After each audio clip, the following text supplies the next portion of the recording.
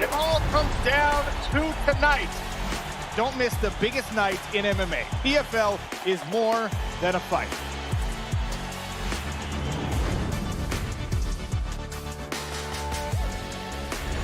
Catching up on any NFL game is easier than ever before. Looking to the end zone for the win! Oh my gosh, one of the great games you'll ever see.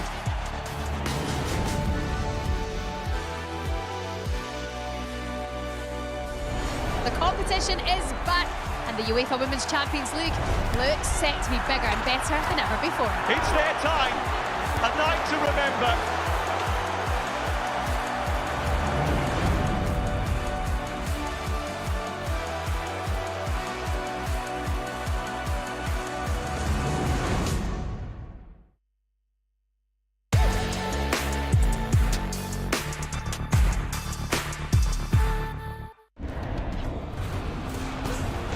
Fight Night on DAZN, brought to you by that prize guy.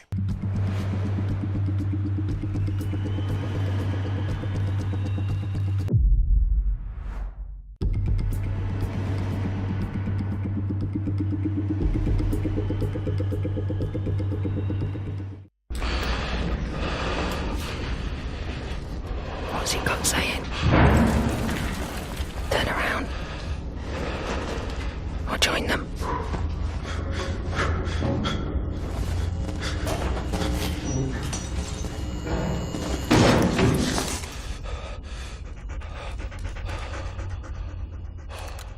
One time, stray dog. You've got the instinct. Now, get the training. Nana, how are these Doritos even crunchier? I like it like that. Even crunchier.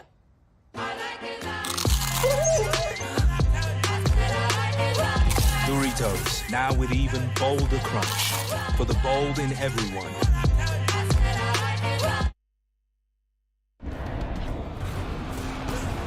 Fight Night on DAZN, brought to you by that prize guy. The following program is recommended for those 16 and over, as it contains sporting violence, possible bad language, and flashing imagery.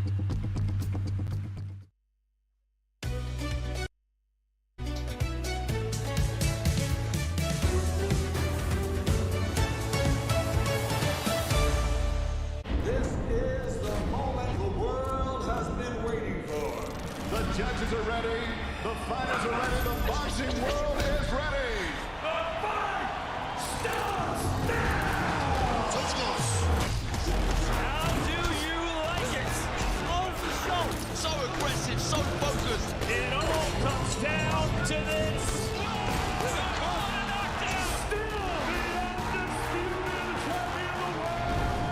Weigh in, live on DAZN. All right, this might be crazy for you, but I've never seen a flamingo before. We are in the flamingo enclosure in the Wonder Gardens. You know where we are, Riyadh, Saudi Arabia, for the biggest one. The biggest of them all to end what's been a magnificent 2024. Alexander Usyk versus Tyson Fury 2. Today is weigh-in day, so it means we have to get on the scales and make this official. Make sure you clock in. Weigh-ins start right now. What is it you would like to talk about?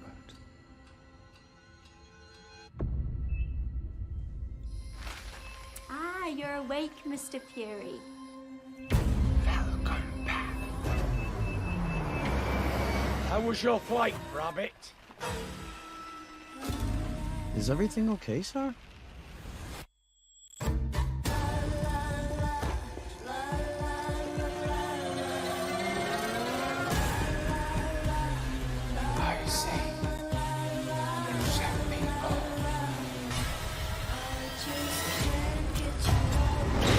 Dropped your wallet.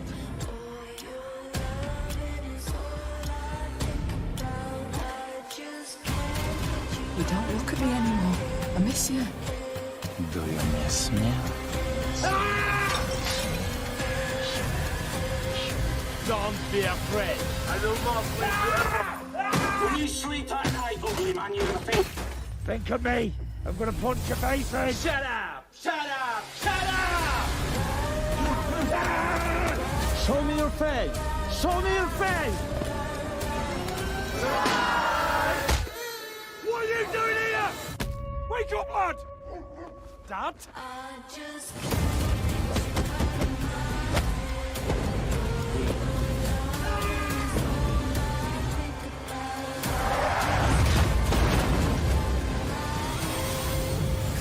Hey, Tyson. We need to end this. I'm gonna end you.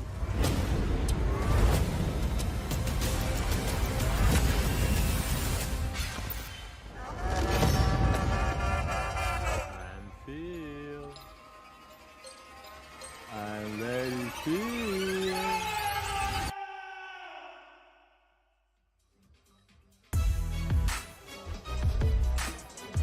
You know, I've seen that trailer about 100 times, and every time I see it, I smile. It's absolutely fantastic. Well done to everyone involved in making it. All right, you know what day this is? You know why we are here as well. This is Alexander Usyk versus Tyson Fury 2. Today is weigh-in day from the magnificent Wonder Gardens. Today is the day we make it official. All right, let's say hello to my team, Barry Jones, Sergio Mora. Barry, we are here. And by the way, I mean, the crowd that's in front of me, behind me, only Tyson Fury, I think, does a crowd like this a few days before Christmas. This is incredible. Yeah, of course. And remember the last fight with the way how incredible that was. But I wasn't sure that we were going to travel. Yeah, I got to be honest, I wasn't quite sure so close to Christmas. But yeah, it's absolutely packed.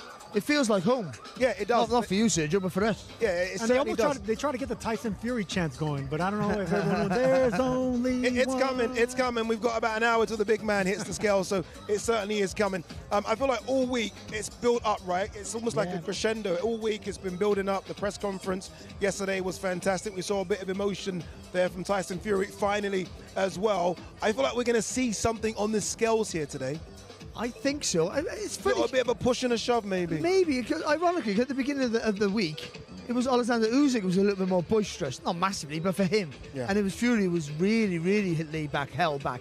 But yeah, I think you can hold him what's naturally you.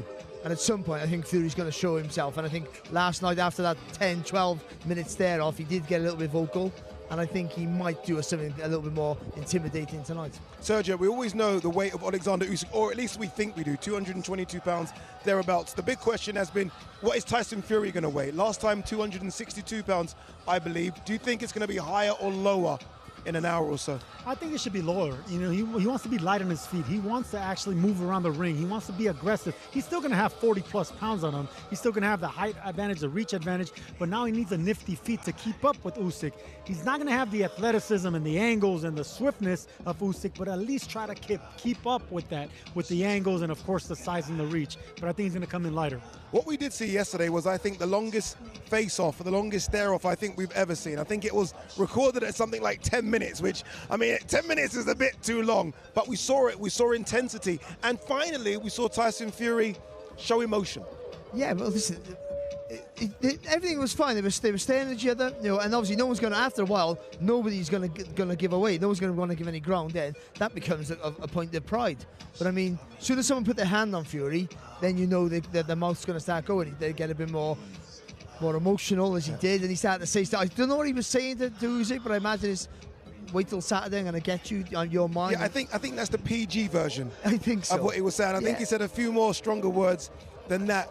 They always say the eyes never lie. Sergio, what are we taking away from this? The eyes, Chico, they never lie. That's all you say. But look, I'm telling you right now, that was intense. And it really is the truth, because now the fun and games are over for Tyson Fury. Tyson Fury's a showman. We know that he likes carrying a promotion.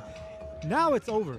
You could see it right there in that face-off, and that's the reason that face-off was so long and intense. We know Usyk, he's intimidating with those eyes. I think Tyson Fury wanted to match that with his body language, his size, and the fact that the games are over. It's time to fight.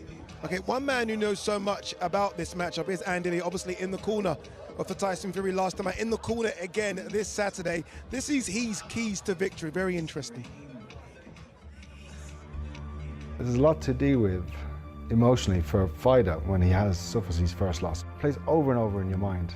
Every night you go to sleep, you close your eyes and you think about what I could have done differently. Tyson, to me, speaking to him, I think privately he's having those thoughts. I don't know, I could be wrong, but he's quite pragmatic about it. Speaking to him, he says, Andy, it was a close fight. I gave it a good go. I wasn't fit. I had a bounty on my eye, couldn't train properly. come the rematch, I'm going to be 50% better, I'll have full camp, and I'll destroy him. To win the rematch, Tyson will have to be fitter, which he will be, have better conditioning, which he will have. Technically, Tyson cannot spend time on the ropes. When he got into trouble in the fight, it was when his back was to the ropes. Tried to hold the center. A fitter Tyson will be able to take his moments and then stay there and continue to engage and sustain the attacks because he'll be fitter and more conditioned. There are certain punches Tyson has to throw to win the fight. The body shots were very effective against Usyk. He went around the side to the lot. This time, I think he should go up the middle, but to hit the solar plexus. Throwing the right hand more. Everyone says throw the right hand against the southpaw. Now, I'm a southpaw myself, and I don't go for that convention, but in this instinct, because Tyson is a taller fighter with a longer reach, it will work. Keys to victory for Tyson in the rematch are to be fitter, stronger, and very important, to be heavier. He was under 19 stone for that fight, and that was his plan, to be lighter. But Tyson's always been his best when he's been about 19, 12 stone. I think he'll be heavier in the rematch. He'll be more dominant in the rematch. He'll look to impose his size a lot more in the rematch. And as I said, very hard to go into a fight, the first one, with a cut on your eye, not had any sparring, and go in there with the best fighter in the world, Usyk.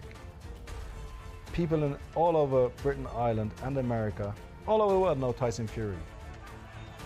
He's crossed over into the mainstream. He's got an unbelievable story from his life inside and outside of boxing. And like I said, he suffered his first loss. And now he's coming back to right the wrong and to redeem himself on December 21st, live on DAZN.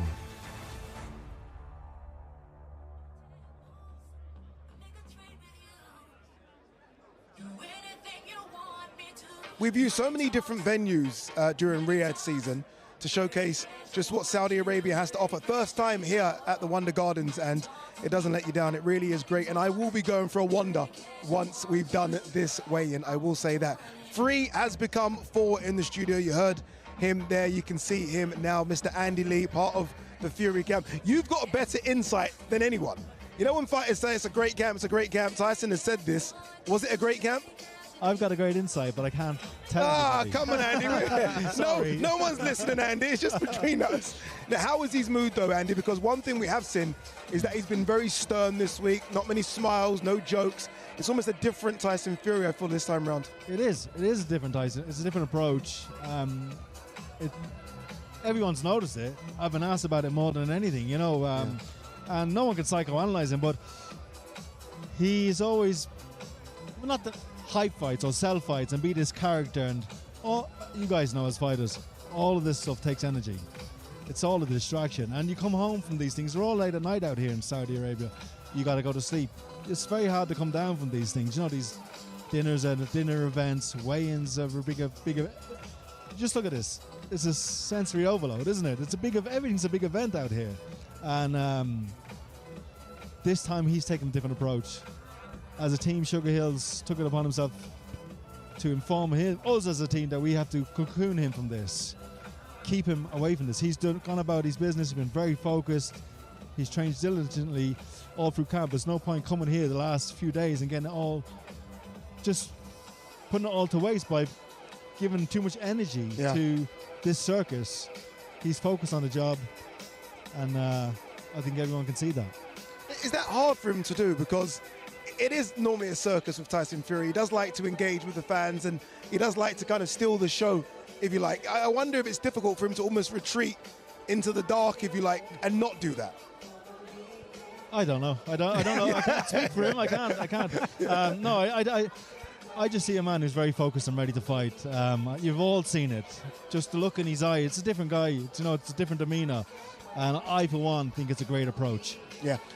We're expecting Tyson Fury to be better. I mean, you said it so eloquently in your piece there that he will be better. The cut, it wasn't excuses, it was facts. He got cut and you can't really spar. Are you expecting Alexander Usyk to go up another level as well? Yeah, I think he will be a lot better, because when you've beaten somebody, you feel you know you've done it once, you feel you're going to do it again, you'll have that confidence. Now, that could be a slight, not. We've already done it. With it. We've already done it. We've achieved what we needed to achieve. Yeah. I think coming from Tyson's perspective of having to go and right the wrong is a better motivational thing, isn't it? It's like, winning something, holding it is harder. Just to winning the title is harder than holding the title, isn't it? You and me know. I know. Andy, in the clip you mentioned about Tyson coming in heavier. Yeah. It seemed to me that he and I think Sergio sort of half agreed that because Usyk makes you tired with the pressure, puts so much the intensity of his presence and the way he moves, that he tires you out. Being a bit heavier might make you. Do you know what I mean? You want to fill up the tank and be a little bit more mobile. Like, it depends how you carry the weight, isn't it? And it's when you're lighter, you can move more, but you can also be moved. You know what I'm saying? You're easily moved and pushed when you've been used to being a heavier man. I don't go with the convention. If you get lighter, you can move faster. I don't really go with that. I think you're weaker. You're not as strong. You're not as you don't feel as full. I don't know. I think I go with the convention of if you're moving more, you're going to be moved more. I think he's going to be a lot more sturdier and a lot more stronger and just in himself. I asked Tyson Fury a few days ago. He didn't really want to speak much, and that's fine. But I did say, look, in every rematch, you're considerably better in rematches, whether it be going way back to John McDermott, Derek Chisora, Deontay Wilder. He looks so much better. Is that because he underestimates the opponents going in, or is it because he can then figure them out going round second time? If you ever had a rematch, you'll know yourself. These guys know. You've seen I had a few school ground scraps as well. I had a couple of rematches. You know as well, Daddy. But you know what I'm saying. Yeah. You guys know, don't you? I've had 4 rematches, and I lost 3 of them because the element of surprise is gone. I was good in the first fight. The second fight was totally different. That was just my perspective. But the thing about Tyson Fury, he's different. He wins his rematch emphatically by knockout. It goes back to McDermott. It goes to Chisora. It goes to Wilder. Once he figures these guys out, it's not just what he learned and the IQ. It's the pride. It's the fighting pride of Fury. He doesn't like to lose. He's never lost. This is a man who's never lost. So you can bet he's going to have that chip on his shoulder. He's going to make the adjustments, the needed adjustments, and whatever it takes to win, he's going to do it. And he'll understand what the pressure feels like now against Usyk. All the fidgety movements where he has to think and all the pressure with the feet and the darting attacks. Now he knows what that's like. You think you know what it's like until you feel it. Now he knows what it's like. He can prepare better for it, theoretically. Andy, what's the pressure like for yourself and Sugar? We always talk about the fighters, but yourself and Sugar in the corner where you get that 50 seconds to try and give as much information as you possibly can. What's that like? Give us some insight what the corner's like. For me, it's just another day in the office. Like, honestly, it sure doesn't look that way, Professor Andy Lee. No, well, no, I'm gonna. All I'm doing is there to help, give him water, put the ice on his neck, put the stool in on time. That's my job. That's my pressure. It's putting the stool, getting to make sure that stool is under that rope. And Sugar's going to do the talking this time. It's his job. And we're going to leave it to him. Are you talking to Sugar in between the rounds? I'm sure you are. And that's your bit of advice, and he takes what he wants out of that, I guess. Exactly, yeah. All right, let's hear a bit more about that. It's a very interesting conversation. The topic of the corner. Obviously, last time John Fury was involved in that as well. Andy had a little to say about the corner earlier. Don't show this. Sugar Hill's job is to speak. He's the only one who should speak. He's the only one who really ever speaks in the corner. Tyson's dad was in the corner, who's very vocal, and everyone can appreciate a father watching his son box and what that must feel like. And I thought the things that John was saying were actually quite good. It was good advice. Just keep side on, jab, jab, and throw the right hand to the chest, get your right hand going, which would have been a good punch. You're in a fight. You're trying to control yourself, your emotion, what you have to do, but also you're thinking about your opponent. You have to try and control what he's doing. And then you have, which wasn't good, 3 voices come in from outside the ring, where when you get to that corner, that's your reprieve. That's your rest from a fight. You don't want to have to get another fight when you get back into the corner, and deal with stress. So it wasn't ideal for Tyson. Sugar Hill and John Fury will have to make the decision what they do come December 21.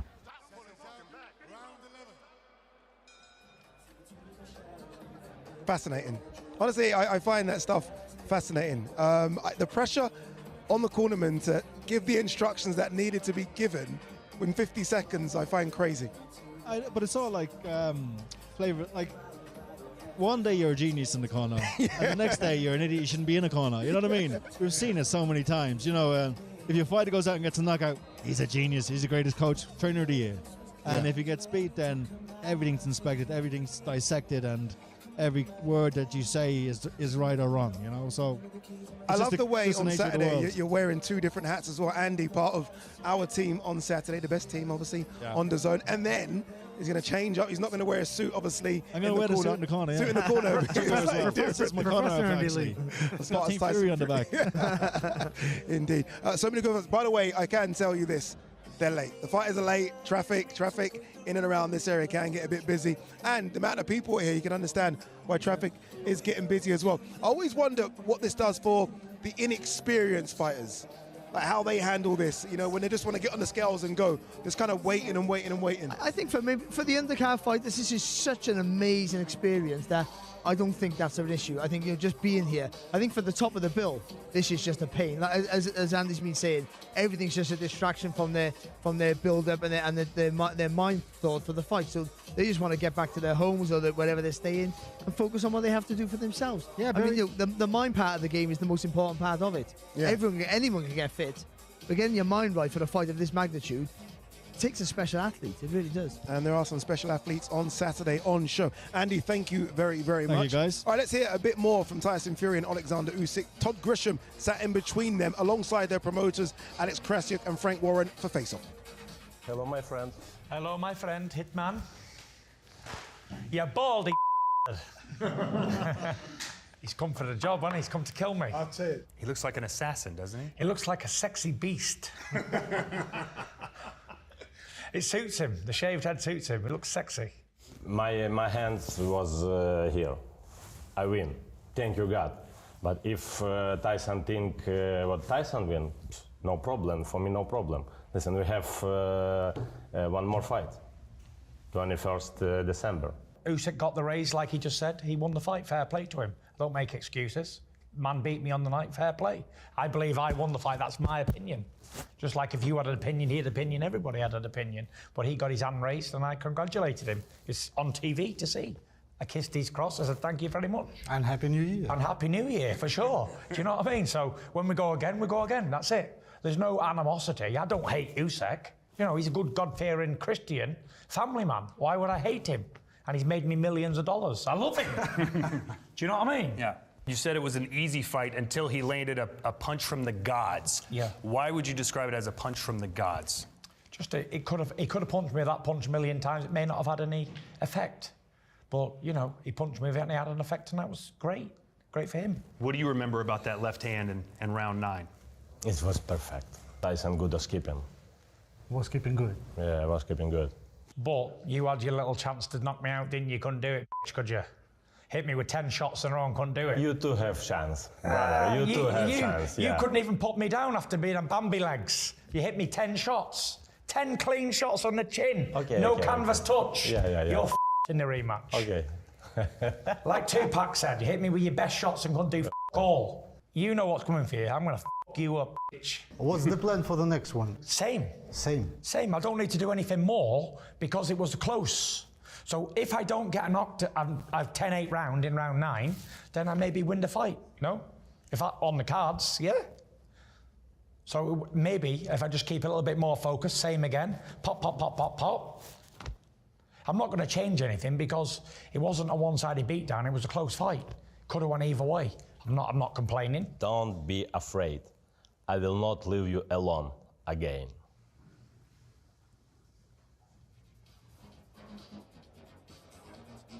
If you haven't watched that face-off, please go and watch it. It is fascinating. Go and watch it on the DAZN platform. It's on the YouTube as well. It's so emotional, and then they get serious, and then they joke, and that's just Tyson Fury and Alexander Usyk, and that's their relationship. Yeah, I think it is. You know, like I think they get on okay, but also they every now and again they remember I got to try and get one over on you, and it's more Fury than Usyk. Usyk's whole makeup is nothing phases me. And he forces you to try and bait him, and it doesn't work, and that gets you more frustrated, and that's how he gets into your head. You know, this is interesting, isn't it? Because Tyson Fury gets under everyone else's skin. Look at all the opponents, they can't seem to work him out. He's trying to get under the skin of Usyk, and there's a force field there. It's like a barrier, and it's not working. I feel like that's annoying Fury. Tyson Fury is accustomed to getting emotion out of his opponents, even if it's laughter. That's an emotion, but he wants something. Yeah. He wants to be in control. He wants to be like the maestro or the puppeteer saying, okay, I can get something out of you. But when you're dealing with a master poker player in Usyk, who's not going to give you a tell, he has those soulless eyes. He looks like a blue-eyed jack-o'-lantern. It's scary. He's scary. It really is scary when you're looking in his face. You can't get him to do what you want. Fury is not in control. Alexander Usyk is in control, not only inside the ring and outside the ring, and that's what frustrates Fury. Oh, interesting, isn't it? What a main event. Got a good undercard as well. Let's show you the full fight card, what you can expect coming your way on Saturday, live on DAZN. Kick things off, Muhammad Alakel takes on Joshua Ocampo. Andre Novitskyi, unbeaten, takes on Edgar Ramirez. Then it is the battle of the unbeatens, Daniel Lapin and Dylan Colin. Peter McGrail does have an opponent. It is the Welshman Rhys Edwards, unbeaten. Rhys Edwards as well. Isaac Lowe takes on Lee McGregor. Fantastic under-the-radar fight, that is. And then it is the big boys. And I'm talking the very big boys. Johnny Fisher takes on Dave Allen. Sergey Bohachuk was supposed to take on Israel Majimov. It is now Ishmael Davis. The unbeaten Moses Itauma. Will he break Mike Tyson's record next year? He has to get past the very risky Dempsey McKean first. And then the one we've been waiting for, Alexander Usyk versus Tyson Fury for the Unified Heavyweight Championship of the world. All right, it is time to get the show on the road underway. Let's throw it downstairs to your MC, Mr. Thomas Tribal.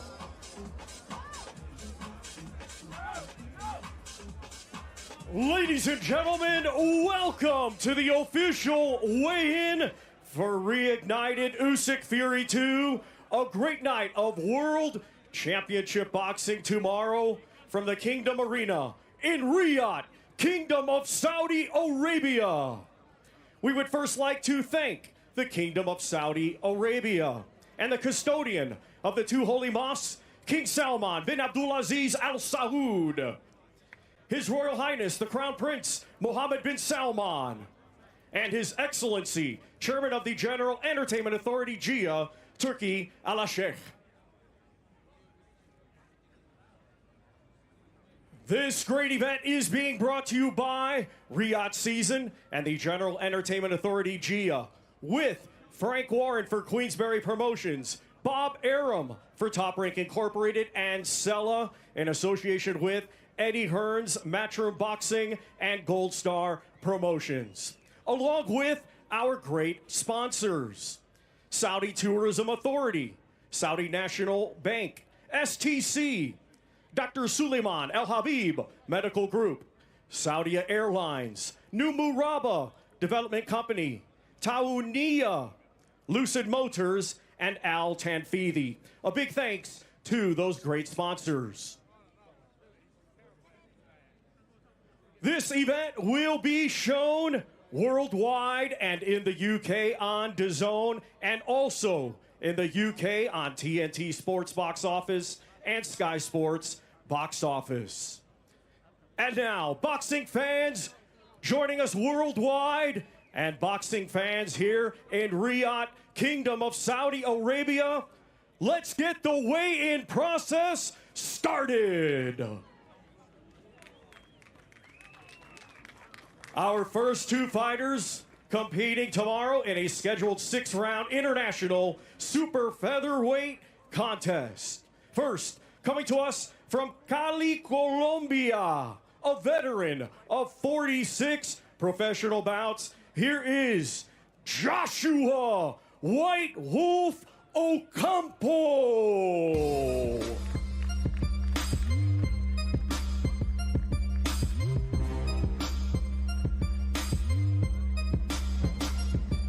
Here comes Joshua Ocampo, very, very experienced from Colombia, but really now based in the UK. Always gives you rounds, but very, very dangerous. And watching him at the fighter workout, he's got hands, he's aggressive. This could be a bit of an issue for Alakel. He was in the corner on Sunday, on Wednesday, sorry, working in the corner. So yeah, he's an experienced guy. And now let's welcome undefeated with one victory He hails from right here, Riyadh, Kingdom of Saudi Arabia. Let's welcome mighty Mohammed Alakel.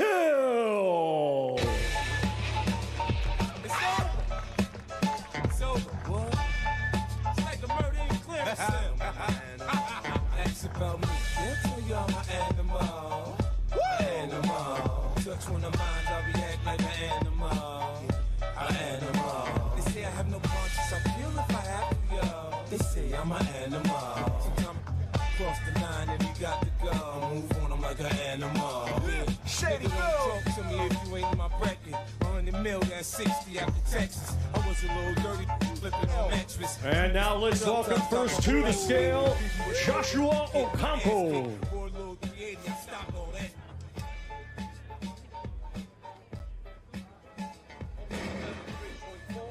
133.4 for Joshua White Wolf Ocampo. Now to the scale, Mohammed Alakel.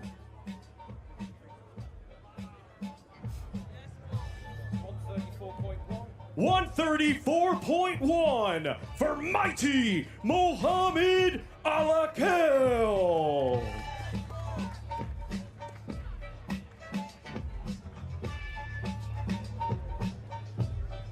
Once again, ladies and gentlemen, these two competing tomorrow in a six-round international super featherweight contest. He's going to be rangier. He needs to use that size, doesn't he? Maybe box on the outside here.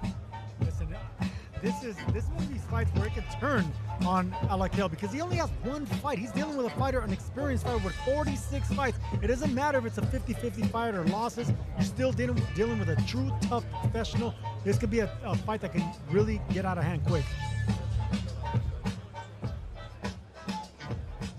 Joshua, how good is this, by the way? Now, you're picked for your toughness. You play a very important role in this sport. But what problems do you believe you can cause young fighters like Mohammed Alakel who are just finding their feet as professionals? Will be the experience, you know, because it's a lot of fights, a lot of times that I've been on the ring, so that will be a difficult way to get into really a contest. And I hope it will be a really good show. As do we. Enjoy the experience and enjoy the big stage as well, Joshua, tomorrow night. Thank you. Thank you. Mohammed, you're only 24 hours away from your second professional fight and the opening bout for the big one in 2024. What are your thoughts, especially when you see your opponent saying it's going to be a great show? I'm excited. All the hard work is done now. It's time to have fun. We can't wait to see you in the ring. Thank you. Thank you.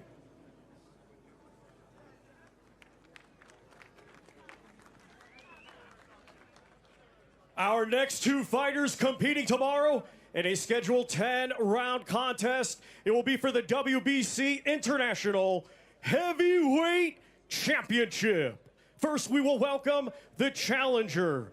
Coming to us from El Chamizal, Ecatepec, Estado de Mexico. His professional record, 10 wins, just 1 defeat, 1 draw, 4 of those 10 wins coming by way of knockout. Here is Edgar Ramirez.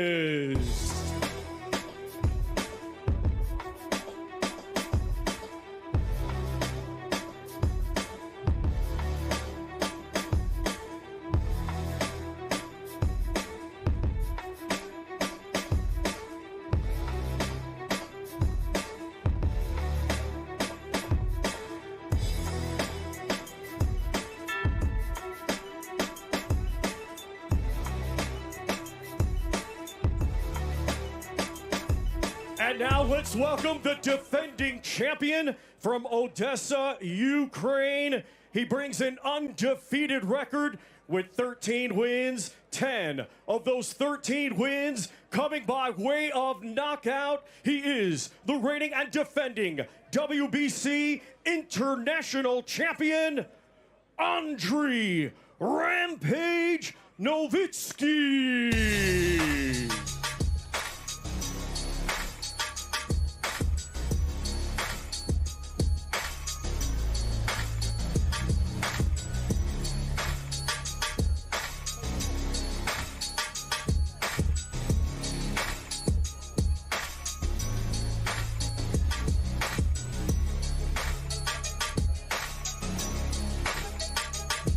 to the scale, we welcome the challenger, Edgar Ramirez.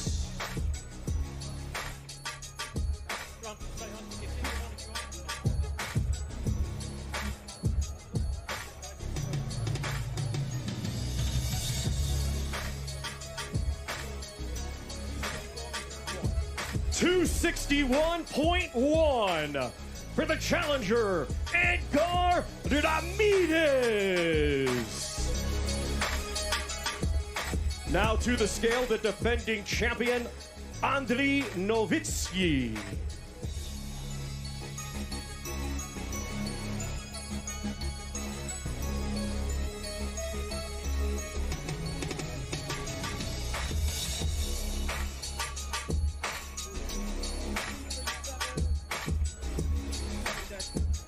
£237 for the defending champion, Andriy Rampage Novitskyi.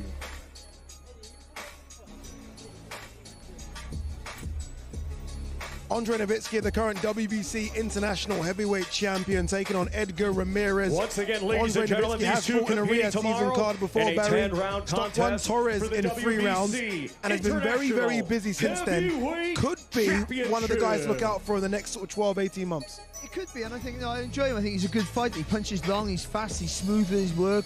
But against Ramirez here, you got a guy full of ambitions, only lost 1 out of 12, so I think this will be a good, entertaining fight while it lasts. Yeah, I like that. While it lasts, you are correct, because this one, I can guarantee you, isn't going the distance.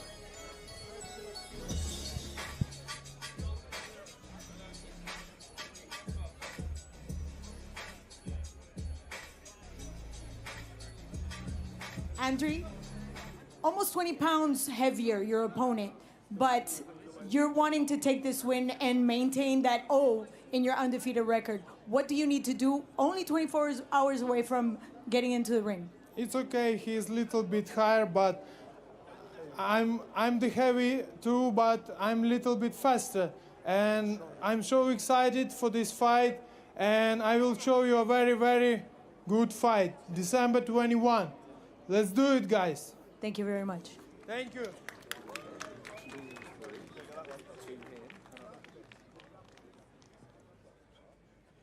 It will be a battle of the undefeated. Our next two fighters competing tomorrow in a scheduled 10-round contest. It will be for both the vacant IBF International and vacant WBA Continental Light Heavyweight Championships. It's brought to you in association with K2 Promotions. Let's first welcome, coming to us from Toul, France. He brings an undefeated record with 14 wins, 4 wins. Coming by way of knockout, here is Dylan Force Tranquille Colin.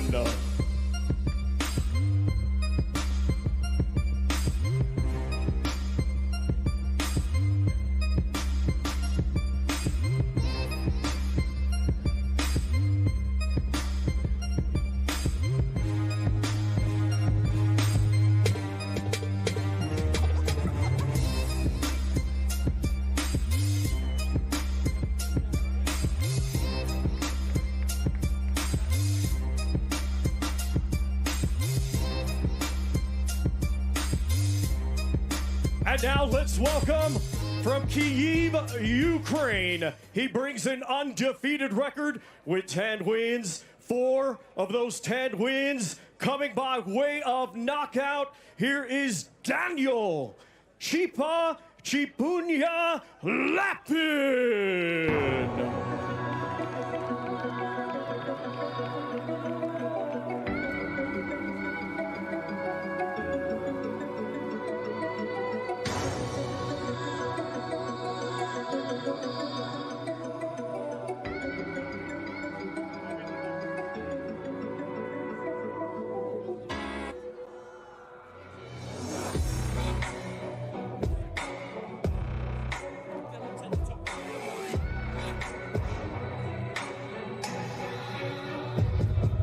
Let's first welcome to the scale, Dylan Colin.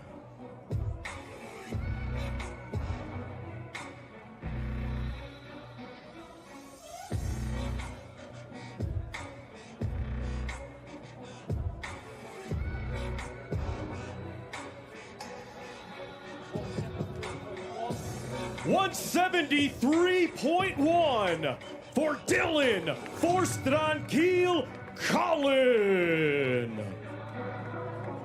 Now to the scale, Daniel Lapin.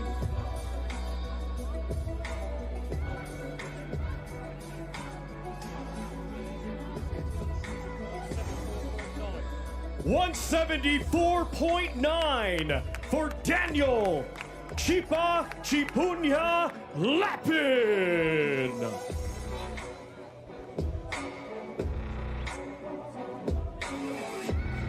French boxing riding the crest of a wave at the moment. Bruno Saras. Once again, maybe the ladies and upset of the year gentlemen, against these two Jaime competing Minguia, tomorrow Leonardo in a Mosquera, 10-round upsetting contest. Chev Clark. This could be something big for French boxing, Sergio, if Dylan Capin can get past what I think is a really good fighter in Daniel Lapin. A very good fighter, but he's going to be having a punch up. I mean, he's going to be 5 inches shorter. He comes from a kickboxing background. You know, every time I hear that, I always see that guy's going to be a little bit stiff, not good on his feet, and he's dealing with a very tall fighter that's excellent on his feet with Lapin. 10-round fighter already, coming off a 1-round knockout, coming around his power and confidence. It's going to be a tough climb for Colin. Our next two fighters competing tomorrow in a scheduled 10-round international super featherweight contest. It is brought to you in association with Boxer. First, we welcome from Penny Greg, Wales. He is undefeated with 16 wins, 4 wins coming by way of knockout. He is the current WBA Intercontinental Champion, Reese Lightning Edwards.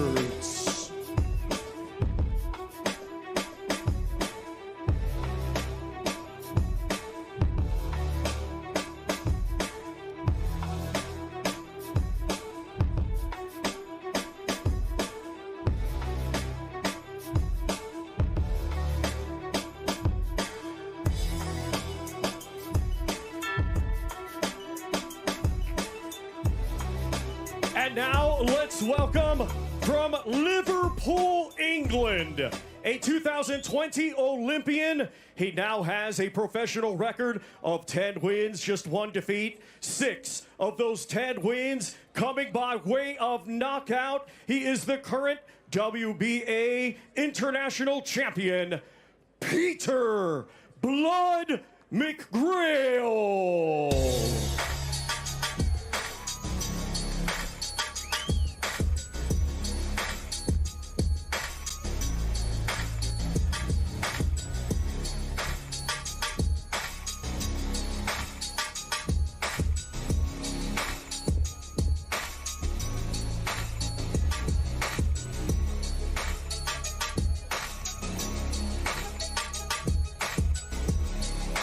And we will welcome to the scale first, Reese Edwards.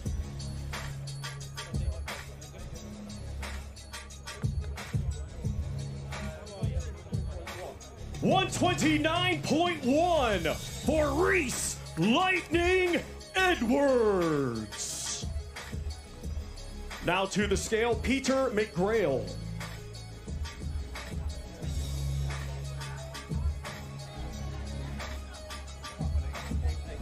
$129.8 for Peter Blood McGrail. So many questions, Barry, about, okay, what weight was this fight going to be at? We now know it's at super featherweight, which I think is fair. Both look in incredible shape. Reese Edwards, this could be the lottery ticket for Reese Edwards here. I think Peter McGrail's an absolute maverick, you know, and after how Quinn fights come out with 2 good wins, Mark Leach and Brad Foster, Reese Edwards is the worst kind of opponent, a real talent. He came off 2 good wins himself. Patrick Thomas Ward recently, who boxed for a world title, and he did a really good job on him. This is going to be a hard ask. Also, Reese Edwards was training for the fight in January, so he's fit, and it's closer to his natural weight than his Peter McGrail. Very, very interesting, this one. Let's hear from both fighters. Jamie Ward with Reese Edwards first.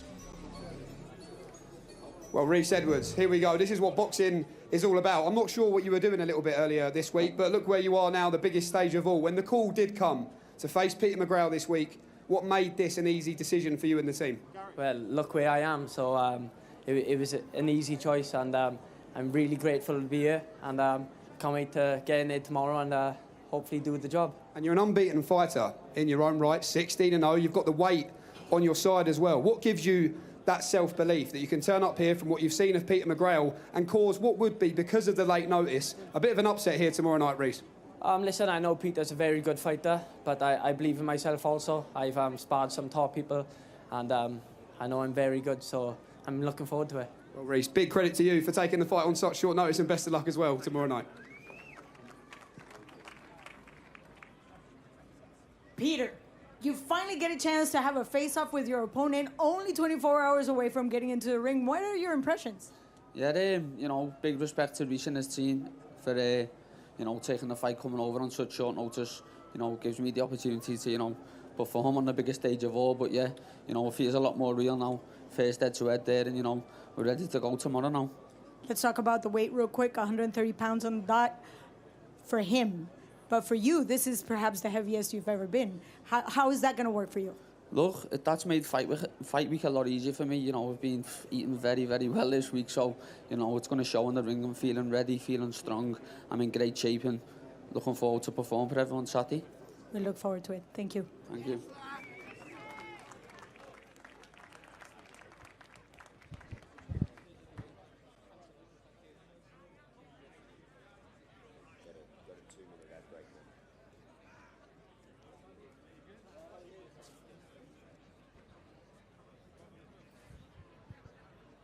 Interesting, this one. I think that's a really, really good fight, that is. Peter McGrail versus Reece Edwards. It was supposed to be Peter McGrail versus Dennis McKean. We'll get to that situation when we will get to it. But Reece Edwards coming in, unbeaten fighter, and he will have the weight advantage. He will. He's the naturally bigger fighter, and super featherweight suits him.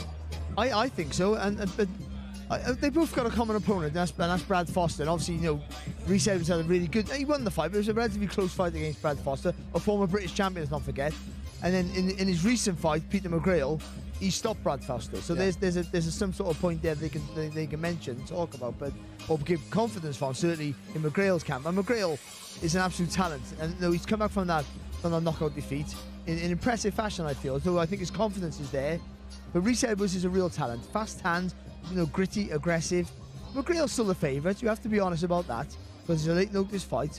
But up at super featherweight, against a guy who's probably a little bigger than you anyway, causes his own problems with all that beautiful skill and ability and moving around the target, but can be negated by just sheer size.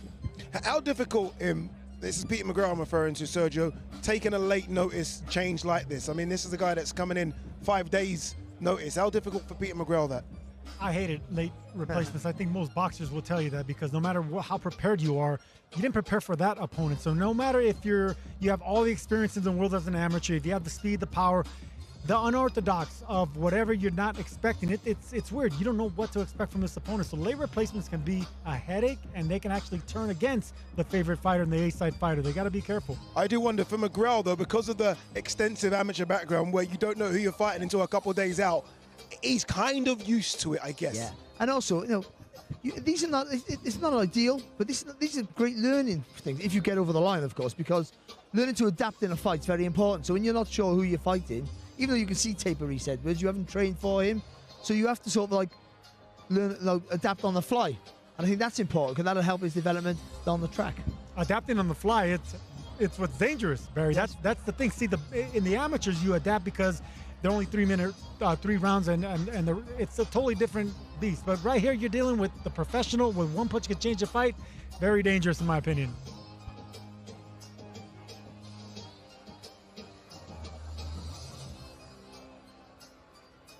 All right, let's get the show continued. Thomas Treiber is waiting, so let's throw it downstairs to your MC.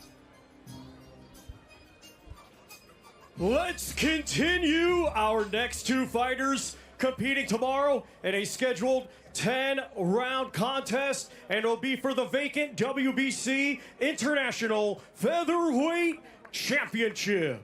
It is being brought to you in association with Wasserman Boxing.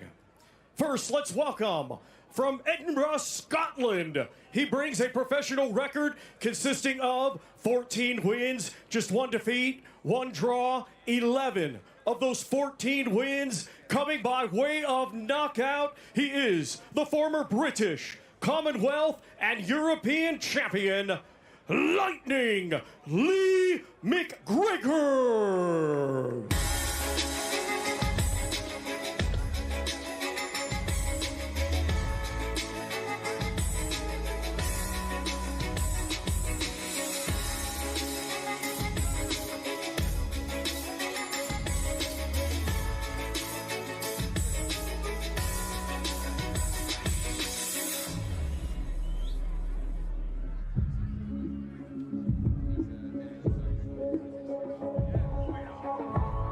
And now let's welcome from Morecambe, England. He has a professional record of 25 wins, 2 defeats, 3 draws, 8 wins. Coming by way of knockout, he is the former English, Commonwealth, and WBC international champion, Usyk Westgate Warrior Lowe.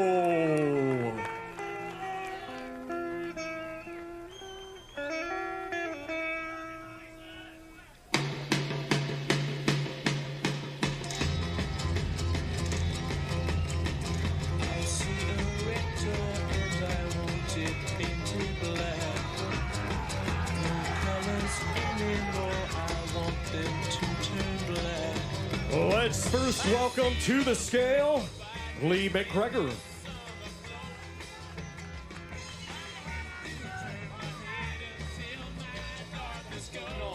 $125.9 for Lightning Lee McGregor. Now to the scale, Usyk Lowe.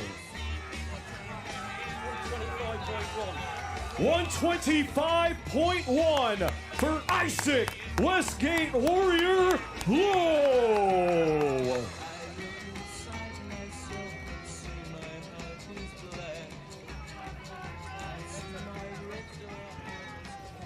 Once again, ladies and gentlemen, these two competing this one tomorrow would have a bit of spice. It was always going to happen. Usyk Lowe, very emotional. He's got a lot of the crowd here, obviously very close to Tyson Fury, Barry. This could be, minus the main event, this could be the fight of the night. This is my favourite fight. I think stylistically it matches up. I think temperament-wise, as you can see here, they fit perfectly. Lee McGregor's been a fantastic fighter. He really has. He had that slip up against Ayala, and he had to go back and sort of swallow his pride and box in hotels to get the opportunity to come back here. Usyk Lowe, who's been a really good talent, got the opportunity to box on big bills because he's friends with Fury. But people think he can't fight, he can. Look at this. Look at this. Wow. Oh. Okay, gents, to save it, 24 hours. 24 hours. This is a perfect blend of speed versus pressure in styles, and that's what's going to make this maybe the fight of the night. All right, we are going to hear from both. We're going to hear from Lee McGregor first. I think he's getting his top back on. Jamie Ward is waiting by. We are going to hear as well from Usyk Lowe with Claudia Torrejos, but let's hear first from Lee McGregor. Fantastic fighter. Big opportunity for him. Jamie Ward is standing by. Lee, we don't mind that. The fans certainly enjoyed that. Tempers rising. Tends to be the case when we're less than 24 hours to go. Just tell us what was being said there between yourself and Usyk Lowe. That's a good thing about this, isn't it? Like, we get to find out tomorrow. That was what was said. All the talking's done. It's time to go to work. What do you believe? He has a lot to say, and people find him entertaining, but what do you believe in the ring will be the difference and his reality tomorrow once that bell rings? Well, this is the thing. He's saying that I've got no heart, I've got no this. Like, that's one thing I've got, and I've got it massively. You cannot question my heart. So I told him that. I says, we'll see tomorrow. And when you think about yourself, you had to show perseverance at times. You had a difficult time in the sport, a period of frustration. So credit to you for showing that perseverance. But what do you believe this moment represents in the Lee McGregor story? That's it. This is the new chapter for me. You know, I've been through so much, got through so much, and now is my time to announce myself to the world, and I'm going to do it. Trust me. Great stuff, Lee. Best of luck tomorrow night. Enjoy. Usyk, you're never a man short of words, and you just heard that this is his chapter. What do you have to say about that? We'll see tomorrow night when he gets put to sleep. He's getting knocked back out. He said it's the best version of Lee McGregor. I hope it is, because this is the best version of Isaac Lowe, and trust me, he is getting put to sleep tomorrow night. I am going to die in that ring. He's getting it tomorrow. And the guys out there are saying that this could be the fight that actually steals the show. What are your thoughts on that? Yeah. Basically, a lot of pressure. Yeah, 100%. There is no pressure. I was no pressure in front of all these people. This is the fun part. This is going to be a good fight. Lee's a tough kid. Comes forward. He'll have a fight. But listen, there's no one like me. I'm strong. I'm fit. I'm ready to go. And then he's in with a gypsy boy now, so he's getting knocked back fucking out. Thank you.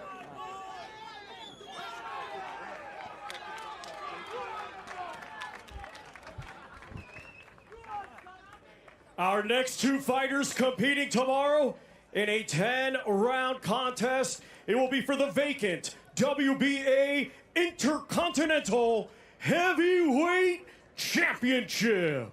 Let's first welcome from Doncaster, England.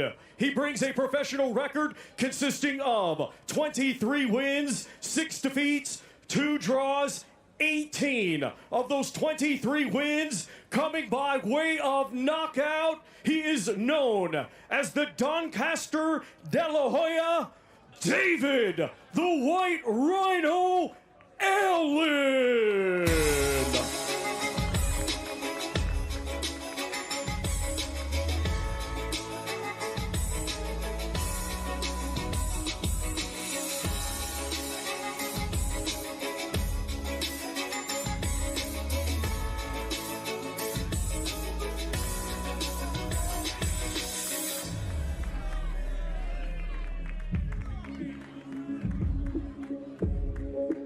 And now let's welcome from Rumford, London, England. He is undefeated with 12 wins, 11 of those 12 wins coming by way of knockout. Here is Johnny, the Rumford Bull Fisher.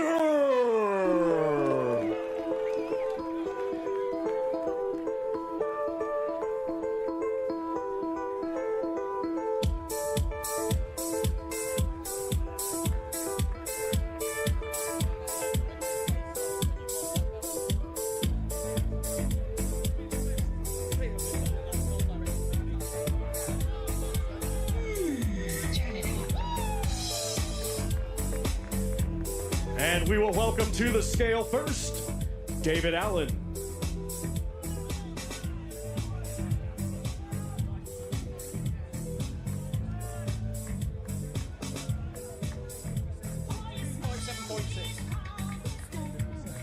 Roger. 257.6 for the Doncaster De La Hoya, David the White Rhino Allen.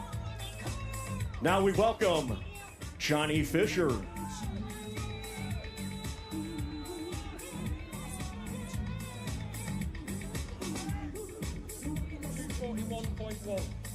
$241.1 for the undefeated Johnny the Rumford Bull Fisher.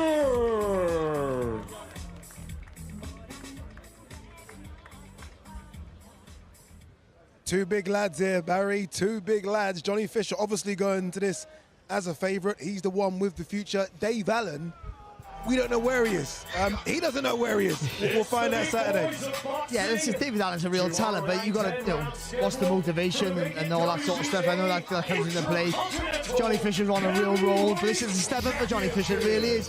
I think if Dave Allen's is anywhere near the best we saw him, but that's a long time ago. 2019 really is his last stellar win against Lucas Brown, and a great win that was. But still, if we get that version of Dave Allen, then Johnny Fisher's going to have a hard night. If we don't, and we get a guy who's maybe just looking for a payday, then Johnny Fisher is not the guy to be in the ring with. All right, let's hear from Dave Allen. Let's see where he is. He's on stage with Jamie Wood. Well, Dave Allen, here we go. You've said throughout the whole build-up, mentally, physically, this is the best you've ever felt because you've never been so motivated to win a fight, this fight against Johnny Fisher. In the build-up, look, you've been honest. You've called him a novice. You've called this a lottery ticket. You said he's a kid. What is burning those fires so brightly in Dave Allen to win this fight tomorrow night? Lots of things. Yeah, this is the one. This is the one people will remember me for, and I want to be remembered for being one hell of a man. So, yeah, tomorrow's the big one. And you've been vocal throughout as well about how you see this fight ending with Johnny Fisher. You've kept talking about your experience, but if he comes steaming at you like he has done throughout his journey so far, his last two have been over within 90 seconds in the first round. If he comes at you in the same way, what do you believe happens to the Romford Bull? Oh, he's making a big mistake, yeah. This is a big step up. No one's ever run onto me before. You know, I've been beaten, I've been outboxed, but I will never, ever be outfought. So if he wants to play them games, you know what they say about feathers and stuff, so we'll see. Dave, wish you the best of luck tomorrow night. Johnny, you just heard that from the other side of this platform. You're making a big mistake. What do you have to say about that? There's no mistakes in this game because I leave no stone unturned. I'm ready for whatever is thrown at me. We're prepared for every eventuality. But one thing I know is I've got huge power and I've got huge heart. I'm going to show all of that tomorrow night. We had an opportunity to talk earlier, and you did say this is perhaps the biggest challenge you have. Let's put aside the fact that he came in a bit heavier than you. Why is this so important for you? My next fight, whoever it is always my biggest challenge. No one, the other opposition never matters to me. It matters about what I can do. I'm the Romford Bull, and I do what I do every time, and that's bring heat. There you go. Thank you very much. See you tomorrow. Thank you very much.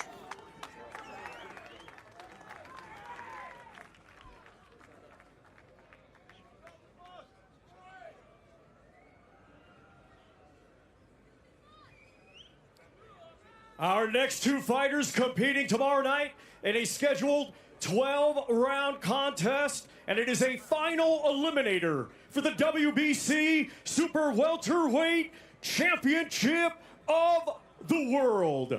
Brought to you in association with 360 Promotions. We will first welcome, coming to us from Leeds, Yorkshire, England. He brings a professional record of 13 wins, just one defeat. 6 of those 13 wins coming by way of knockout. Here is Ishmael, the Black Panther Davis.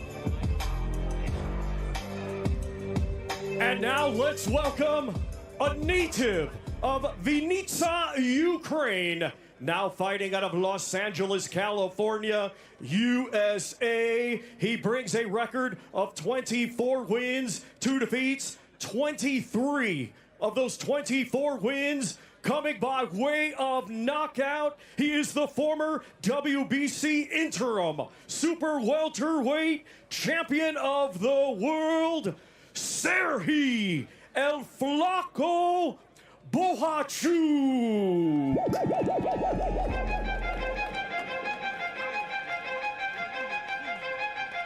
Majestic in a party. Pass me the Dutch, pass me the chargy. When we step in on the dance, have a few Barbie. And the vibes never offset like Cardi. Tell them again, them a know. Select a majestic, come pick a show. Tell them so them a fear, know. Yeah, them a fear, know. One time. Put your hands in the air. First, we will welcome to the scale, Ishmael Davis.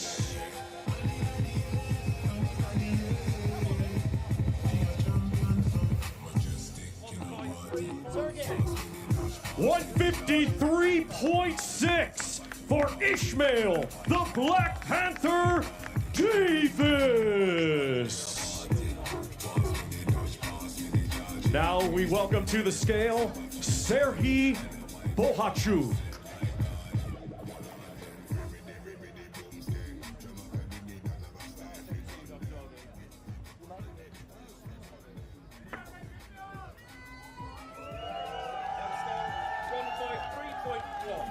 $153.1 for Serhiy El Flaco Bohachuk.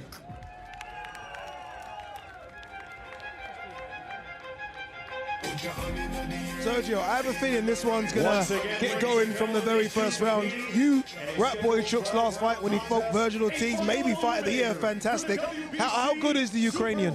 Very good. I mean, this is a man that fights in slow motion, always dangerous. I mean, he doesn't have the quickest feet, but he's so good with his timing, how to close that range. Big power, always going for the knockout, but that power is not behind speed, it's behind timing. This is a dangerous, dangerous Ukrainian in El Flaco, and I'm telling you right now, this fight's not going the distance. It will not go the distance. Yeah, this should be an exciting fight. Remember, Ishmael Davis coming into this fight on late notice. It was supposed to be Israel Madrimov. Ishmael Davis took the fight against Josh Kelly on late notice and nearly caused the upset here. This will be even bigger. Ishmael is with Claudio de Trejos. Ishmael, late notice, yet you're all game. What does it mean to you to be here? It means everything, man. I want to thank the man to my right, Eddie, you know, giving me a chance again. And these are the chances that make great people. So I'm here, man, ready to do the job on tomorrow night, and let's see what he's got. What kind of statement do you need to do? I just need to go and get the win. That's all I need to do. Thank you. Good luck tomorrow. Thank you.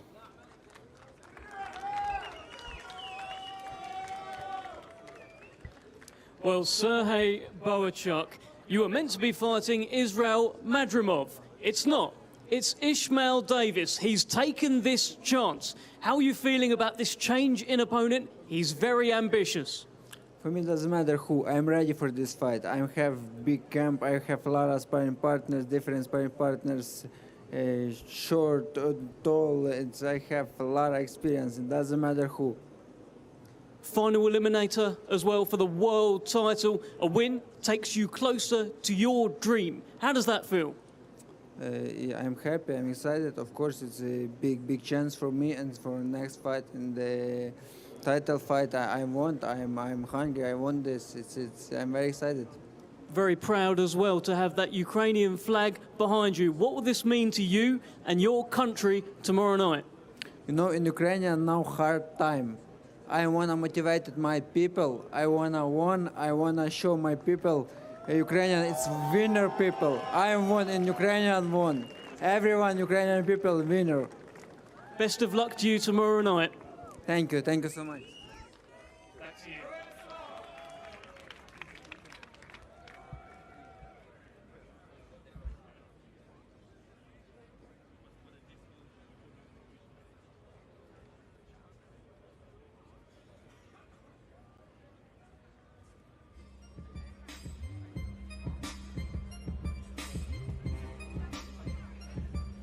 Ladies and gentlemen, our co-main event tomorrow night is scheduled for 10 rounds. It will be for the WBO Intercontinental and the vacant WBA International Heavyweight Championships. Let's first welcome the challenger from Gold Coast, Australia. He has a professional record of 22 wins, just one defeat, 14 of those 22 wins coming by way of knockout. He is the former Australia, former WBO Asia Pacific, and former IBF Intercontinental Champion, Dempsey the Tower McKean.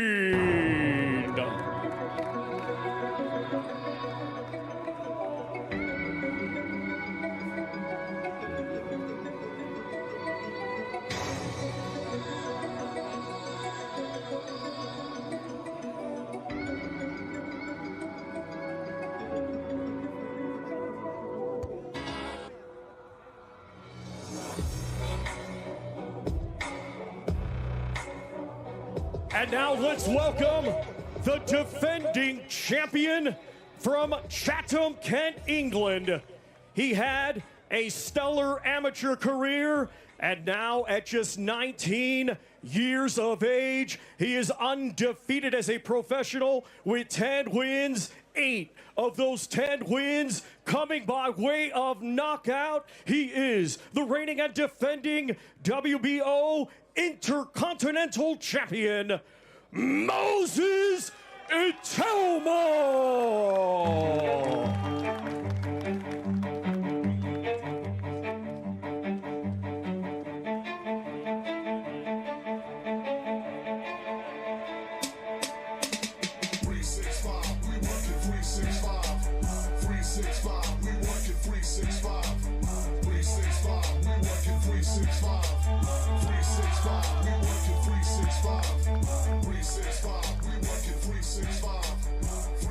And we will welcome first to the scale, Dempsey McKean.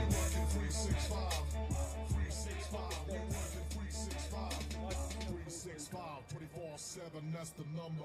The only time we don't put it in is when it's time to slumber. 251.1 for Dempsey the Tower McKean. Now to the scale, the undefeated Moses Itauma, the defending champion.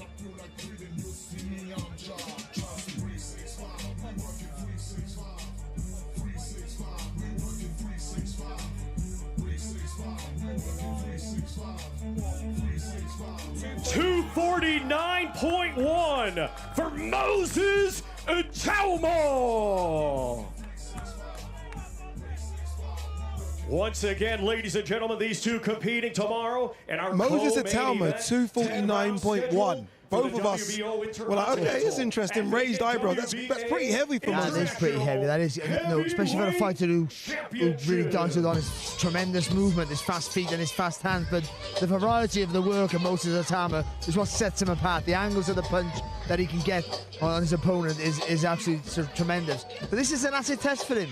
It really is. Dempsey McKean only lost to Hrgovic in an eliminator for a world title. So a good fighter, a strong fighter, technically good as well. And look, I guess if Frank and Moses have ambitions of becoming a world champion in 2025, this is a test he's going to need to come through with flying colours. Let's hear from the challenger first, Dempsey McKean. He's with Claudio Trejos. Thank you, Adi. Dempsey, we had an opportunity to speak, and you mentioned the importance of this fight after the Hrgovic event. 24 hours away from getting into the ring. What are your thoughts? My thoughts are, I just got to get in there and do the business. It's a fight, this is what we put the hard yards in, the hours every single day. 11, 12 weeks of training camp has brought us to this moment in front of it's going to be a packed out crowd as well on one of the biggest cards of the year as well. So, look, I'm excited and I'm more than ready for this. How do you plan on just messing up his party? By winning the fight, punching him more than he punches me and inflicting a bit more damage than he does on me. So, look, we're confident in our game plan, our skill set, and just got to put it all into play. Thank you very much. Good luck. Thank you. Well, I'm here with the 19-year-old heavyweight sensation, Moses Itauma, 24 hours away from the acid test. This is the one. This is the step up. Tell us what's going on in the mind of Moses Itauma. Nothing really, man. I've just been ready to go, man. I'm trying to perform in front of the Saudi crowd, put on a big show, a big knockout, and, do my thing. Listen, you've been saying all week, you're just a kid from Chatham. What's going on? Look at all these people. Do you know what, yeah? Listen, sometimes I do have to pinch myself. Like, I'm boxing for the WBO title. Listen, I'm pleased. I'm more than pleased. And I've put myself in this position, and now I'm gonna grab it with both hands. I ain't letting go of it. You've got a man there in Dempsey McKean who has oozed confidence. Many people are saying he said he's going to ruin your party. How does that make you feel? I ain't worried about that. And final one, we've seen you just a little bit heavier in this fight than you were in your last fight. Is there any thought behind that? You're just getting bigger and stronger? It's the trainers. Don't worry about that. Nah, do you know what? I got more weight in my punches now, so we'll see tomorrow night. Best of luck, Moses Itauma. Thank you very much.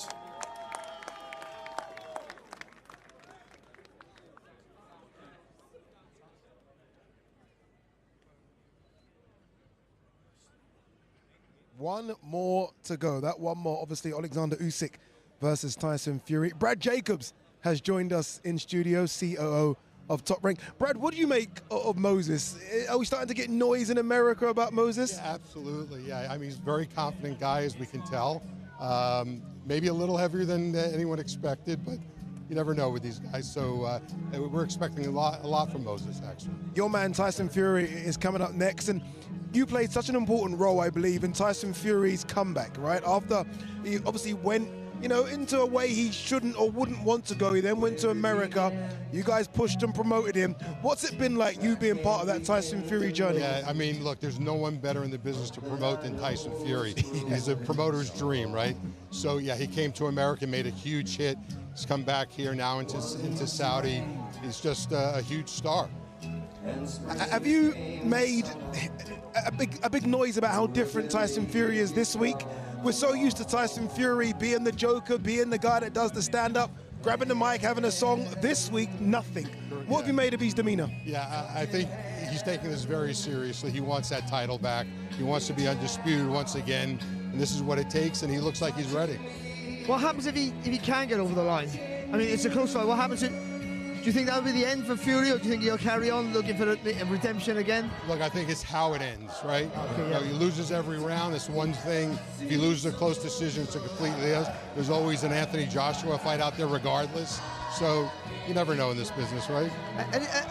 Has he been the most fun to work with? Out of all the fighters that you work with over the years, and there's been many of them, too many to remember, I would say, Yeah, Brad. that's But right. has he been up there at the top? Absolutely. You know, like I said earlier, promoter's dream.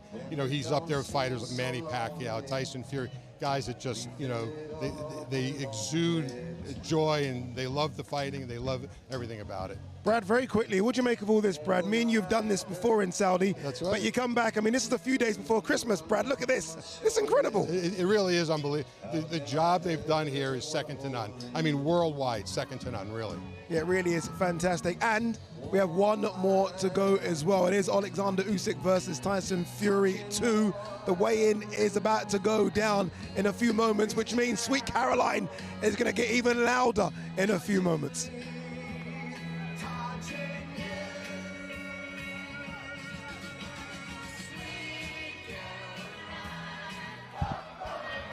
All right, here we go.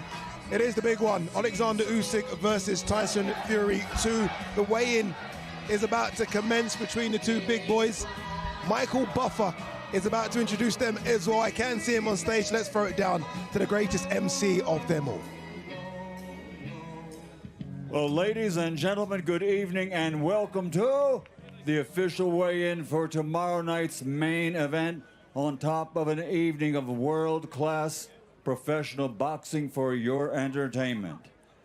Riyadh season in the General Entertainment Authority with Frank Warren for Queensberry Promotions, Bob Arum for Top Rank Boxing, Eddie Hearn for Matchroom Boxing, along with Gold Star Promotions, Gypsy King, K2 Promotions, and Sella.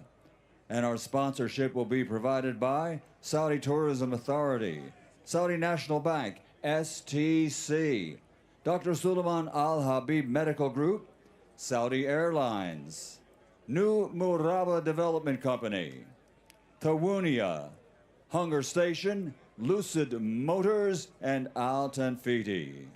And ladies and gentlemen, as always, special thanks to our host nation, the Kingdom of Saudi Arabia, with honor and regards to the custodian of the two holy mosques, King Salman bin Abdulaziz Al Saud, His Royal Highness Mohammed bin Salman, and Chairman of the General Entertainment Authority, His Excellency Turki Al Sheikh. So, ladies and gentlemen, tomorrow night, the rematch. Will it be revenge? Will it be repeat? 12 rounds of boxing for the universally recognized heavyweight championship of the world. Now it's time to bring the warriors to the stage. Challenger and champion making his entrance first. He's the heavyweight fighting pride of the United Kingdom. His professional record stands at 36 fights, 34 victories, 24 big wins by knockout, only one defeat with one draw. He is the heavyweight fighting pride of the United Kingdom. Ladies and gentlemen, the former lineal and two-time heavyweight champion of the world, the Gypsy King, Tyson Fury.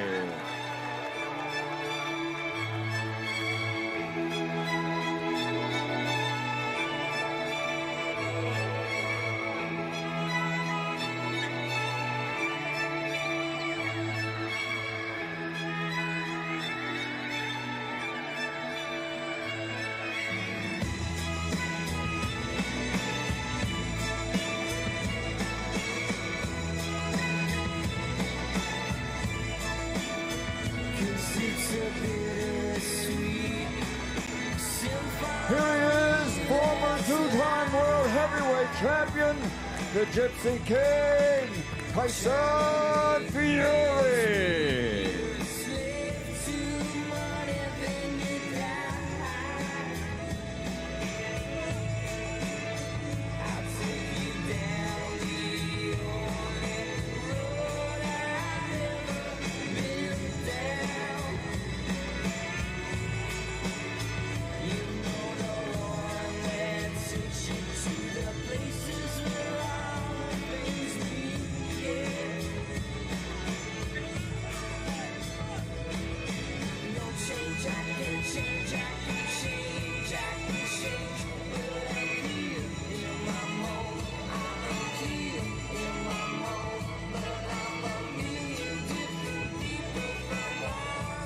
And now making his entrance to the ring, he is the heavyweight fighting pride of all of Ukraine, an Olympic gold medal champion now as a professional, a perfect record, 22 fights, 22 victories, 14 big wins by knockout.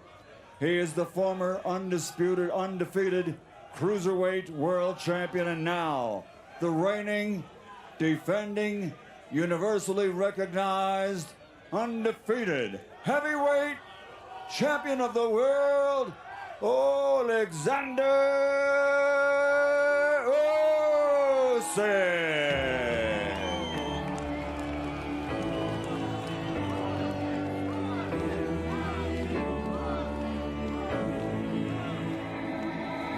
Held down heavy now, living in the same town, trying to find something new.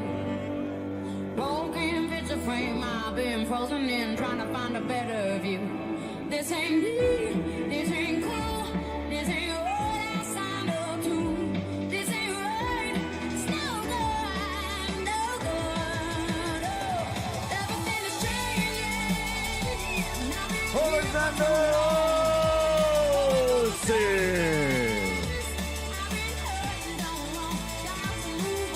First onto the scales, ladies and gentlemen, will be the Gypsy King, Tyson Fury.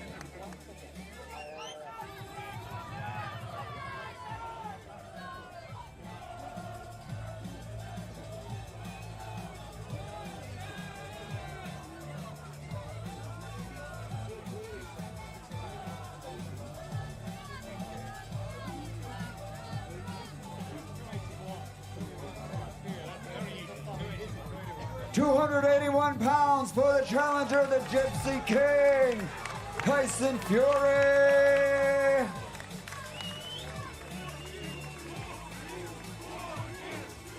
Next onto the scales, the reigning and defending world champion, Alexander Usyk, on the scale.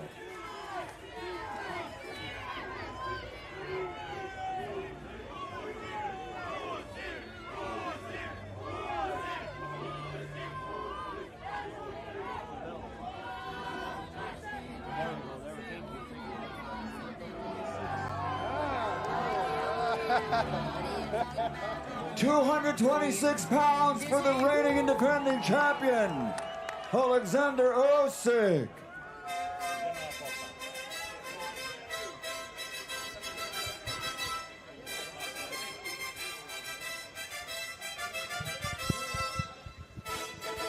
You know what? I'm not actually sure what those weights are, if I'm honest with you. I mean, both are wearing clothes, both are wearing trainers. Alexander Usyk normally weighs 222, he weighed in 226. It could be because of the trainers. Fury 281. He is heavier than the 262. I don't think his clothes weigh 20 pounds, but he's not 281 pounds. No, he's certainly not. No, and again, he's got a lot of gear on underneath, and he's going to have a bit of extra weight there. But he is a lot heavier, as seems to be, as was suggested, certainly by Andy Lee, and Usyk's probably the same weight anyway, so that's fine. Who cares about the weights now? We have a fight. That's the main thing. It's going to be interesting if there is a face-off here. I feel like there might not be, and if it is, it's going to be a fiery one. Let's see if they do go nose to nose. Both very confident. I mean, it's an incredible matchup. It really is. This is genuinely number one versus number two. I know people talk about Daniel Dubois, and he will get there but this is number 1 versus number 2 in the division. And how many times have I said over the period of time that, you know, the heavyweight division is our flag-bearing division. So, you know, when that's flourishing, the whole sport benefits from it. So the fact you got one and number 2 boxing each other in a rematch so close after the second one, that's the important part.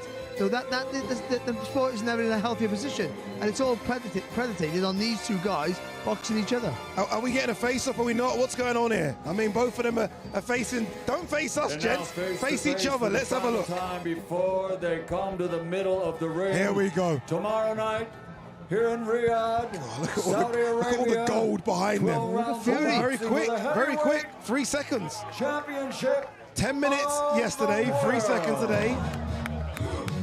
Interesting.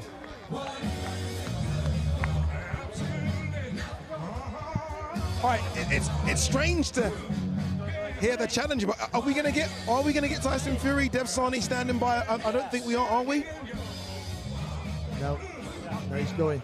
I think he's going. Honestly, I think he's too full. I think he's not having none of it. He's gone. So let's hear, hopefully, from Alexander Usyk with Claudio de Teos.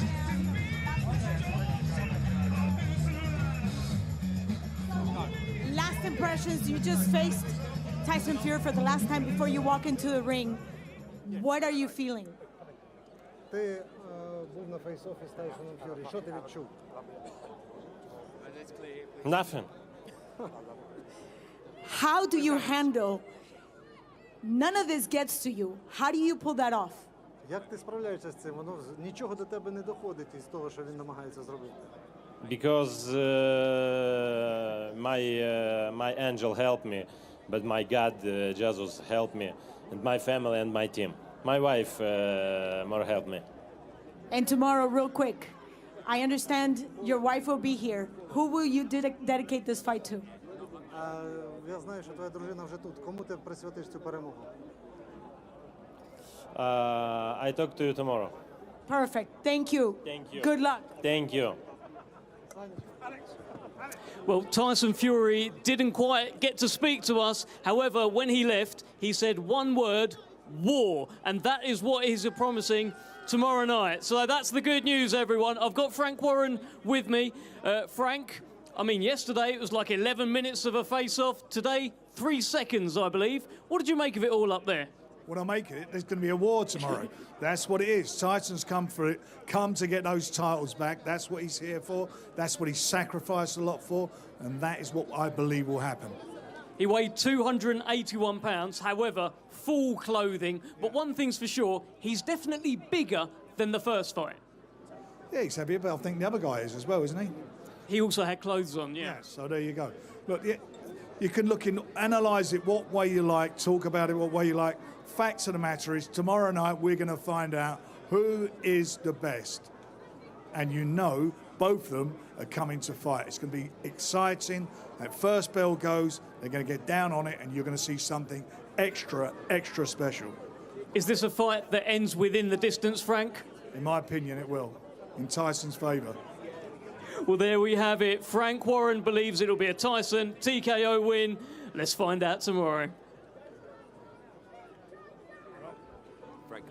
Let's find out tomorrow indeed. So intriguing, isn't it? We are 24 hours away from something special. And make sure you purchase it on DAZN.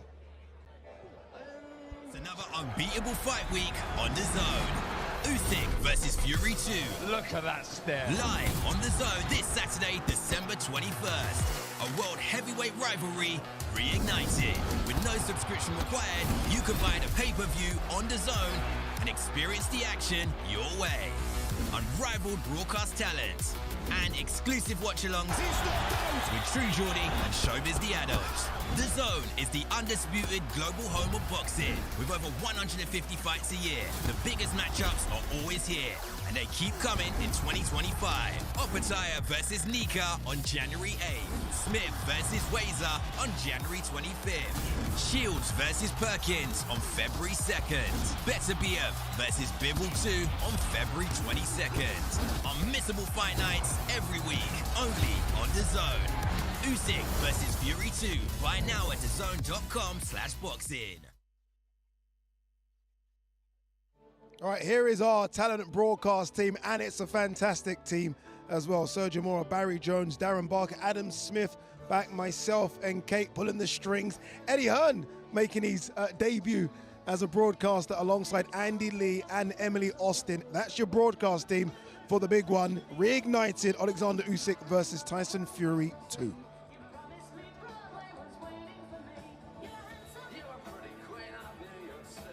What do you make of this weight? I'm so intrigued. I really want to know what Tyson Fury weighs. Obviously, look, with clothes on, 281 pounds. He obviously isn't 281 pounds. What do we think he is? 262 last time out. What do you think he is? 270? Yeah, 270 plus maybe. Yeah, I think he's a good 10 pounds heavier, which you know, as Andy Lee was alluding to, you know, makes him a more resilient target. You know, when he takes a shot, he can absorb it better. I'm not so sure about that, though. I think he's got weight advantage anyway over Usyk. I still thought he needed to be lighter because he's carrying a lot of weight around the ring. And Usyk makes you work very, very hard. I agree with Barry. He should be lighter. But listen, he is wearing clothes. It is kind of, in his defense, in Tyson Fury's defense, it is cold out here. So maybe he wanted to weigh in with his clothes on. Clothes can maybe be 5 pounds. If he's wearing boots, it could be more. So I would say he's probably into 270s. I agree with Barry. I agree that, you know, he needs to be lighter on his feet. The weight's not going to assist him. It's not going to benefit him. He wants to be lighter on his feet. If he is going to use that body, he needs to get physical once on the inside. That doesn't take weight. That just takes the long arms to get on him and the high reach to get on him. That's I think the difference here, not the weight. Frank Warren said to Devsani, look, both of them just want war now. Forget the talking, forget the face-offs. Yesterday we saw a 10-minute face-off. Today, behind us, we saw a 3-second face-off. Are we reading too much into this when we're so close to seeing them fight? I think we got a more focused Fury because I think, you know, the mind games didn't work in the last fight, and if anything, I think they worked against him because you're wound up that Usyk's not taking the bait. So he's learned his lesson from that first fight. So he's been a bit more subdued.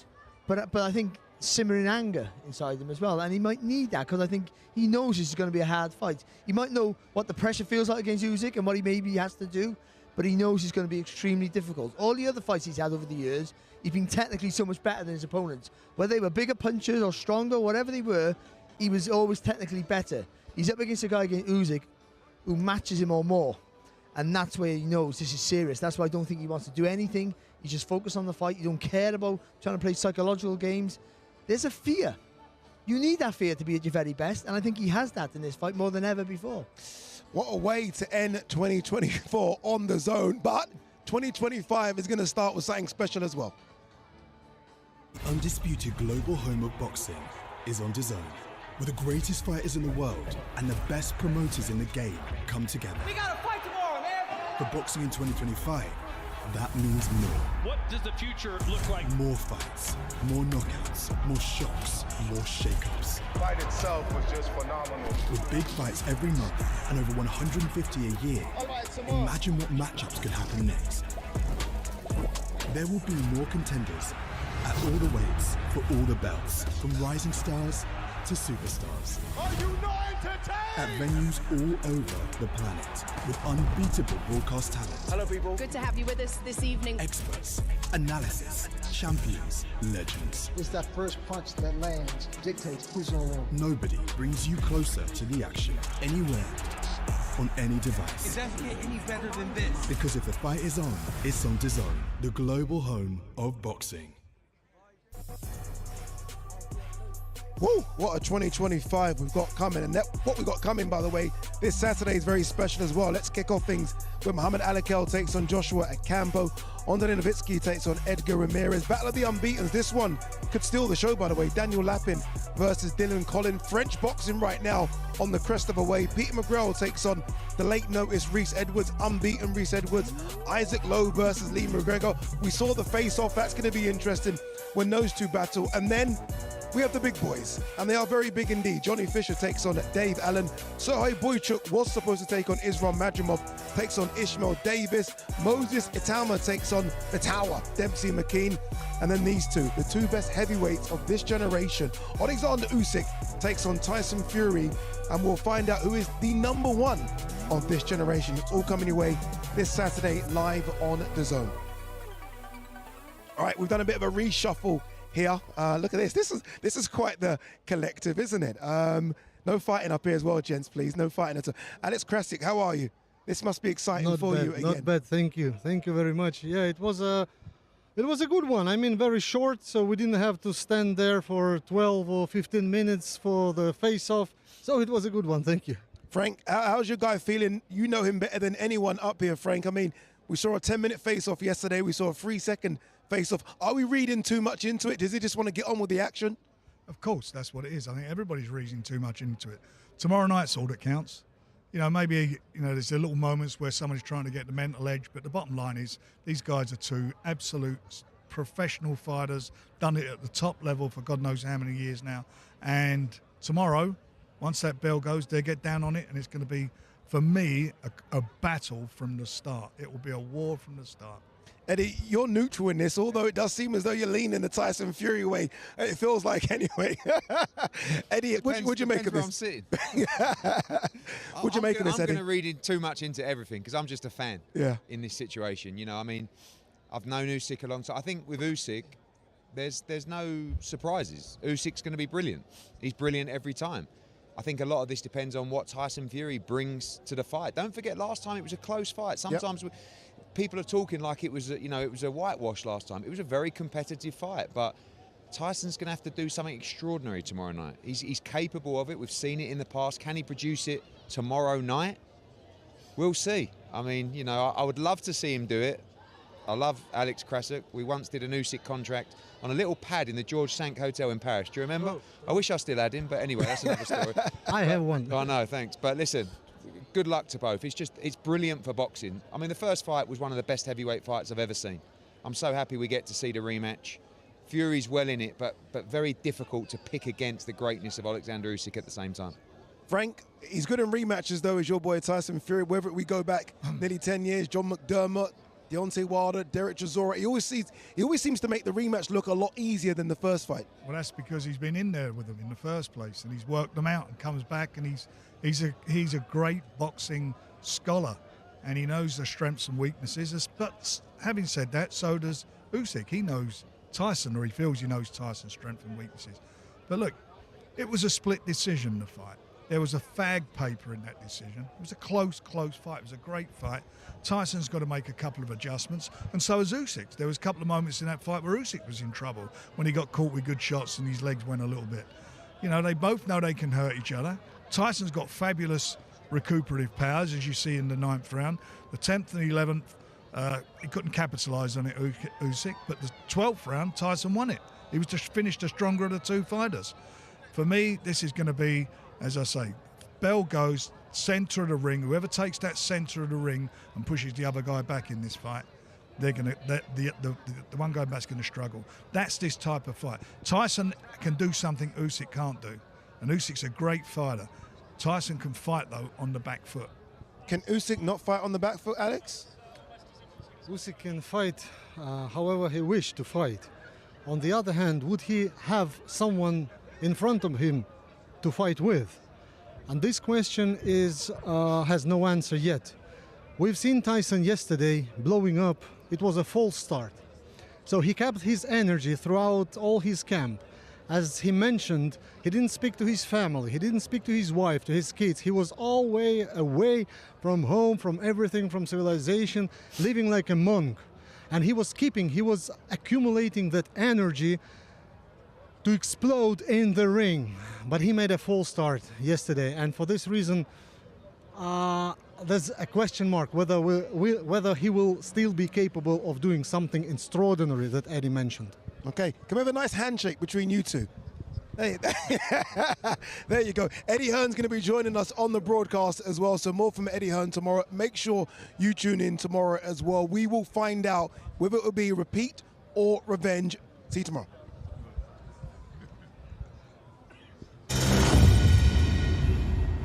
You're awake, Mr. Fury.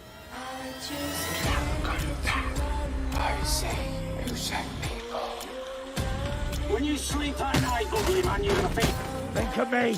I'm gonna punch your face in. Shut up! Shut up! Ah! Show me your face. Show me your face.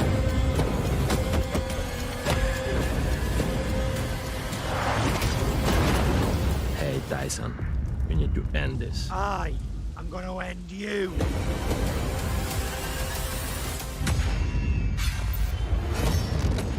Feel. I'm ready, feel.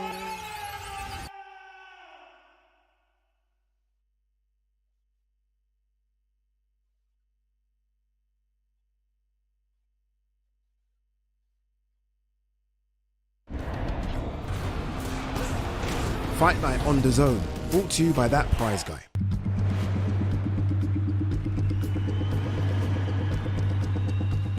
It's beginning to look a lot like Christmas. It's beginning to look a lot like everything else can wait. It's Christmas after all. Pepsi Max. Thirsty for more.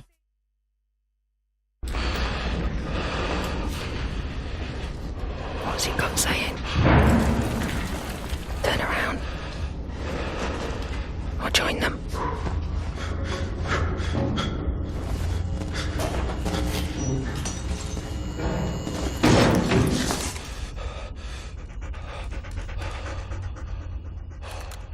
One time, stray dog. You've got the instinct. Now, get the training.